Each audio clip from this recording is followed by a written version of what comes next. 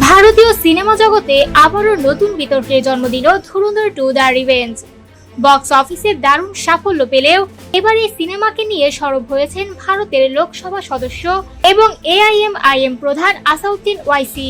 সম্প্রতি এক সম্মেলনে অংশ নিয়ে তিনি ছবিটিকে সরাসরি অবান্তর এবং 3 ঘন্টার আবর্জনা বলে মন্তব্য করেন। সিনেমাটি তিনি দেখেছেন কিনা এই প্রশ্নের জবাবে ওয়াইসি বলেন, ওটা কি কোনো সিনেমা? 3 ঘন্টা বসে এসব দেখার সময় আমার নেই। তিনি আরো অভিযোগ করেন, এই ধরনের সিনেমায় অপ্রয়োজনীয় গালিগালাজ ও সহিংসতা দেখানো হচ্ছে, যা সমাজে নেতিবাচক প্রভাব ফেলতে পারে।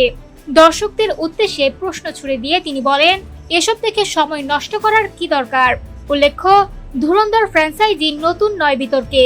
প্রথম কিস্তি মুক্তির পর পাকিস্তান বিরোধী থিম এর অভিযোগে মধ্যপ্রাচ্যের কয়েকটি দেশে সিনেমাটি নিষিদ্ধ করা হয়েছিল।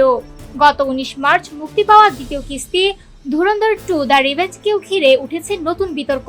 একটি পোস্টারে অভিনেতা রণবীর সিংকে পাগড়ি ও কড়া পরে সিগারেট খেতে দেখা যাওয়ায় শিখ ধর্মাবলম্বীদের অনুভূতিতে আঘাতের অভিযোগ ওঠে। এ ঘটনায় শিখ অব মহারাষ্ট্র নামের একটি সংগঠন পুলিশের কাছে অভিযোগও দায়ের করেছে।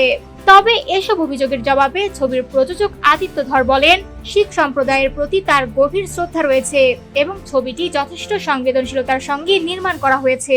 তিনি আরো দাবি করেন, কিছু কন্টেন্ট ইচ্ছাকৃতভাবে বিকৃত করে ছড়ানো হচ্ছে।